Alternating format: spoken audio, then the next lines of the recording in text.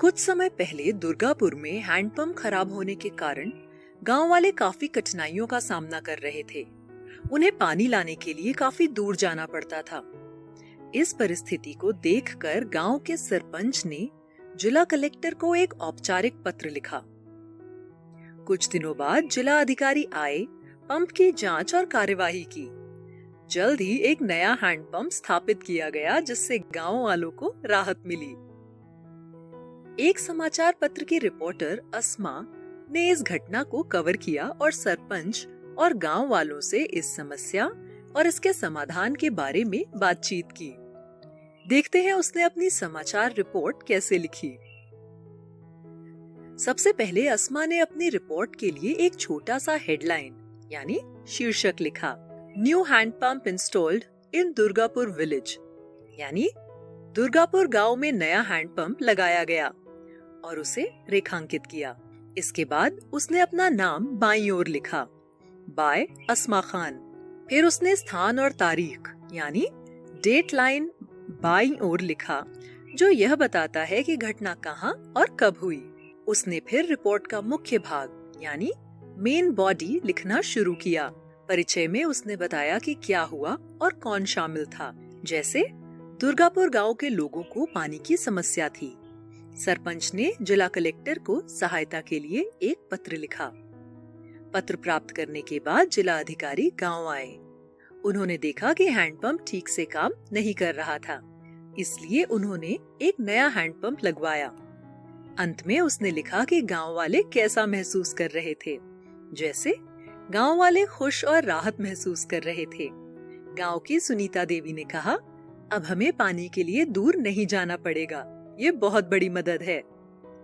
अपनी परीक्षा के लिए याद रखें, अगर हेडलाइन और बायलाइन आपके प्रश्न में दी गई है तो उसे बिना किसी स्पेलिंग मिस्टेक के कॉपी करें। तारीख और स्थान यानी डेट लाइन के लिए भी वही करें। इसे बाय लाइन के ठीक नीचे बाईं ओर लिखें।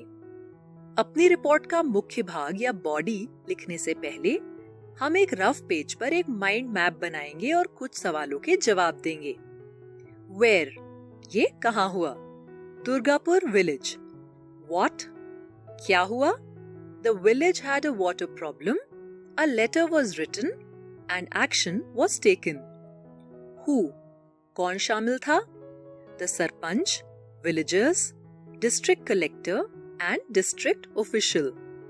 How, यह कैसे हल हुआ? A new hand pump was installed.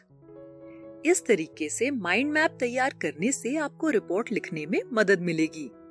यह माइंड मैप सिर्फ आपकी समझ के लिए है, इसे फाइनल रिपोर्ट का हिस्सा नहीं बनाना है। माइंड मैप बनाने के बाद आप अपनी रिपोर्ट का मुख्य भाग आसानी से लिख पाएंगे।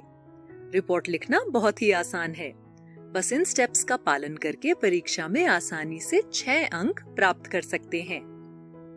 हेडलाइन या शीर्षक लिखें और उसे रेखांकित करें। बायलाइन में रिपोर्टर का नाम लिखें। डेट लाइन के साथ स्थान और तारीख जोड़ें। मेन बॉडी या मुख्य भाग में 3 छोटे पैराग्राफ भूतकाल में लिखें। ध्यान रखें कि अपनी रिपोर्ट के मुख्य भाग के अंतिम अनुच्छेद में कंक्लूजन या निष्कर्ष जरूर लिखें। अपनी लेखन क्षमता सुधारने के लिए माइंड मैप का उपयोग करना याद रखें। चलिए अभ्यास करते हैं। रिपोर्ट लिखने के लिए आप इन विषयों का उपयोग कर सकते हैं। Write a report about your trip to a historical place. Say where you went, how you went, what you saw, what you learned and what you liked most. ऐतिहासिक जगह की सैर पर एक रिपोर्ट लिखिए। आप कहाँ गए, कैसे गए, क्या देखा, क्या सीखा और सबसे अच्छा क्या लगा। Write a report about the blood donation camp. Say when and where it happened, who came, what happened and how people felt. रक्तदान शिविर पर एक रिपोर्ट लिखिए। यह कब और कहाँ हुआ, कौन आया, क्या हुआ और लोगों को कैसा लगा। अभ्यास करते रहें और जल्द ही आप अखबार के लिए रिपोर्ट लिख रहे होंगे। शुभकामनाएं रिपोर्टर्स, अगली बार मिलते हैं।